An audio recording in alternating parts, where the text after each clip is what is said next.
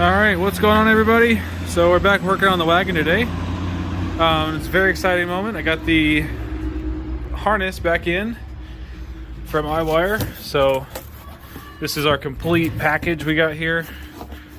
This is our whole harness that was merged in with a Forester STI harness. So this should be pretty much plug and play. I got all kinds of stuff like the fuel pump hot wire kit, so we can run big pump. This is my DCCD controller, so this is the DCCD Pro that I have a little adapter harness and stuff, so I can actually run the factory STI controls in my center console. So that's going to be awesome. So all kinds of stuff in here. I haven't really unpacked it yet, but before any of this can go in the car, we need to address the engine bay, because a lot of this just looks absolutely terrible, and I want this car to last. So there was a bunch of rust and everything in here, so I went down and I started sanding all this. We're going to be repainting the whole engine bay, so all this looks a lot nicer. I was up, I was kind of debating what color I wanted to do, if I wanted to just keep it the factory white or do something fancy. Just decided to go with the factory white color. It should look really clean that way. This way it gives us a chance to paint it, fresh coat of paint, and then also do a clear coat on it to, help prevent some of the discoloration and stuff from it, getting oil and grease all over it and all that. So I'm going to continue sanding a bunch today.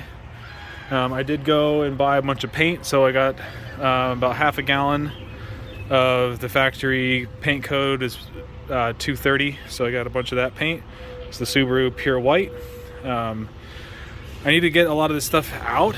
One thing we're doing is an ABS delete, so I've been working on getting all this stuff unhooked. Got my factory proportioning valve unhooked. I think I'm going to be going with the Willwood ABS delete kit. It kind of bolts on to the master right there. It has its own little proportioning valve in it, and I can just make my own lines to the front and rear brakes and tie in, or front, left and right brakes, and then tie into the rears right here. I might bend those over and get rid of all of these, or reuse some of these. I'm not sure yet. But before any of that can happen, the bay needs to be repainted. So we got to work in order here. I'm not going to be taking out all the AC stuff because it all does still work. So I'm just going to be kind of like moving stuff away and then wrapping everything in aluminum foil, because aluminum foil is really good for masking things off like that.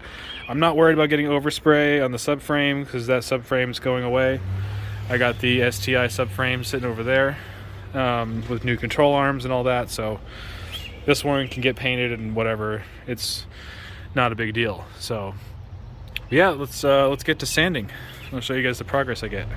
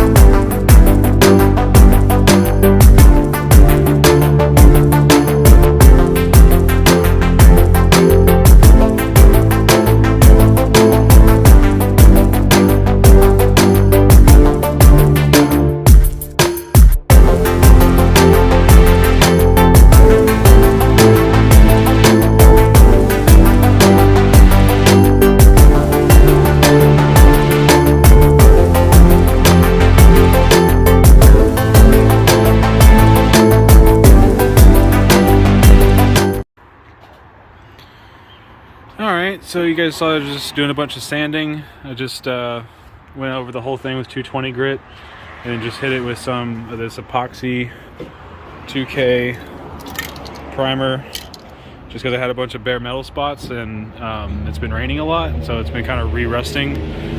So it's looking pretty good. Got all the rust spots covered up, all the rust sanded off, put rust converter down. This is also a sort of a rust converter as well. So I did get some overspray on a few things because I was kind of in a rush, but I'll go through and I'll use some lacquer thinner and get it all off the lines and all that stuff. And then before we actually paint the bay, I'll mask everything off with plastic, and I'm gonna use tin foil for all that stuff. The subframe is gonna be taken out, I've decided, so that'll be out of the car, and I can just go through and paint everything nice and white. So it's raining pretty good today, so I decided to work on the knuckles. So basically I just got this knuckle taken off.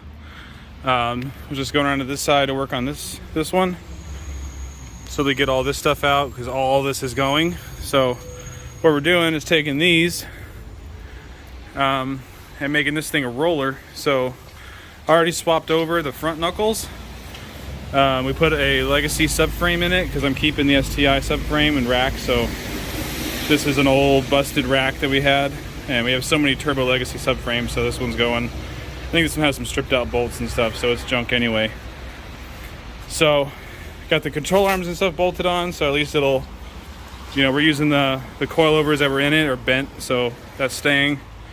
I just got this knuckle off, so I'm gonna try to bolt this on. I don't have a control arm on the lower control arm, so it's only gonna be the lateral link, or not the lateral link, the trailing arm and the coilover holding it in. But it'll work, it'll roll onto a trailer, that's all we need. So I got these Steelies for free, and some old, these are like super old tires. They're like brand new, never used, but they're like 13 years old, so they're junk. So just something for it to roll on. That were 5x100 because I'm using all the Legacy knuckles, so all that's gonna work. We're pretty much done with this parts car. There's not really much left at this point. I might keep some of the old ABS stuff for extra lines or fittings or something, I'm not sure. Trying to sell everything I can off this thing, but kind of getting to the point where it's all pretty much gone. So, but yeah, let's continue to work on this knuckle. All right, just like that, it's a roller. This is kind of all over the place because there's no lower control arms. It's a little wonky. But, you know, I think it should roll onto a trailer. I've done this before. But you can see the sad side of this STI. But all our parts went to good uses. So I think I'm gonna pull the charcoal canister out real quick and then put it on the ground, and should be ready to go. Got my nice leather seats up there for the wagon. But that's pretty much it with this thing. We're done with it. All right, we just pulled the subframe out. Haven't had a chance to work on this in a few days because it's just been constant rain every time I have a day off. So starting to get a little bit of rust from water getting through there, so I'm gonna have to re-sand that, but it's getting pretty close.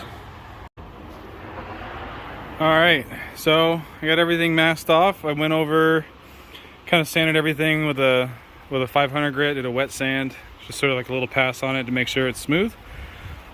Looking really good. I put a bunch of this plastic masking stuff off, all the things I couldn't take off. So using tin foil is actually a really good idea for this stuff because you can wrap around things that are round. This thing I don't care about, so I'm just gonna paint over it. But we're pretty much ready to spray. I got my paint lines.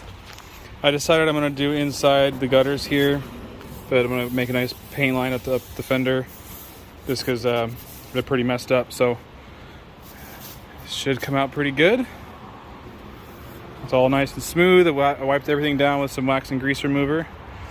So I'm gonna mix up my paint and wet the ground. So hopefully not too much dirt and stuff flies up in it, but this is kind of my only option because the garage is taken right now. So here we go. All right, so this is our base coat. This is the Subaru Pure White. It's the OEM color. This is a 2-to-1.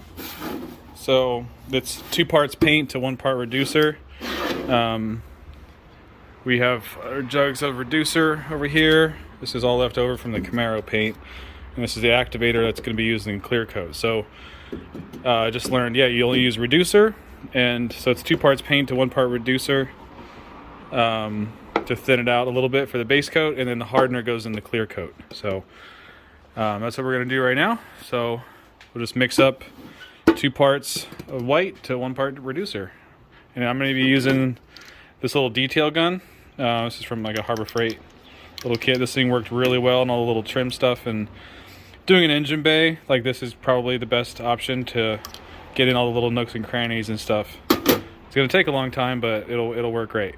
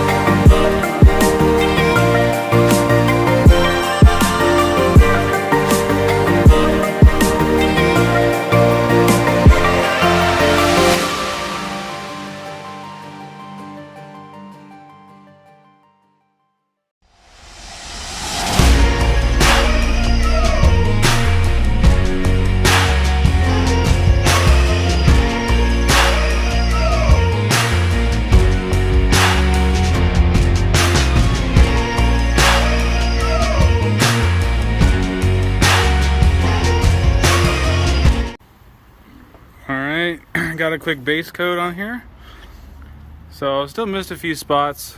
It's still really wet, but overall it came out pretty good. It's weird, the underbody coating kind of had a weird reaction to it under there, but I'm not really worried about that.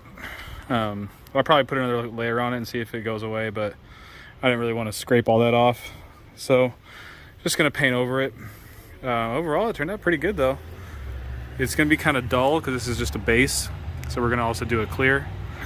Getting in these back corners is really difficult. I probably missed a few spots already, so I'm gonna have to go back in, and I'm probably gonna do like 2 to 3 coats on all this. But yeah, looks really good. I kind of step back a little bit.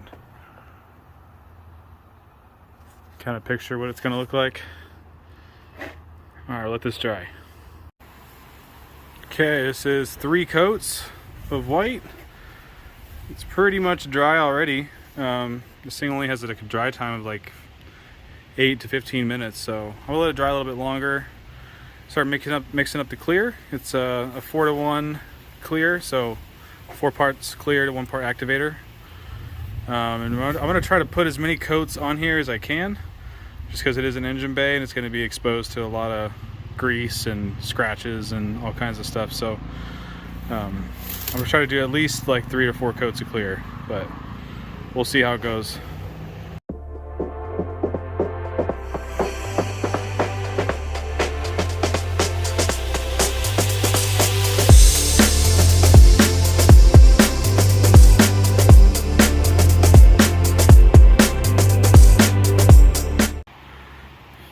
Okay, so that's it, it's done. We just peeled off the masking tape so that there's no like tape line or anything, but it's not perfect. You know, there's got some dirt in it, but you know, I'm painting it outside, so like what do you expect? But it looks freaking awesome from how it looked before. Got all the rust is gone. I used that rust converter on everything. I did about 4 coats of clear. I used about a whole quart of clear pretty much in just this. Got the whole radiator support down there, everything, multiple coats. It's super shiny right now as it's still kind of wet, but that's also the way the clear that I bought, you know, it just lays like that, super wet. So laid it on real thick. First coat was kind of thin, and then it just laid it on super thick after that. And see the shine in that. It's definitely a challenge doing this with all the AC stuff still hooked up, but this stuff works, so that's why I'm working around it. But yeah, I'm super excited because now I can actually start putting things together. So I got the next thing up on the list is going to be the ABS delete. So I'm able to put the pedals in, the booster and the master, and then start making my own brake lines to do an ABS delete. I'm still waiting on the Willwood proportioning valve to come in the mail, but once that's here, I can make sure I have all the right fittings and start making all this, start actually putting parts on the car instead of just taking things off. So I'm really excited about that.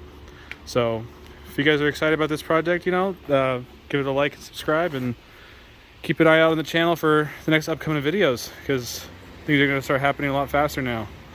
So, yep, thank you guys for watching, and we'll see you next time.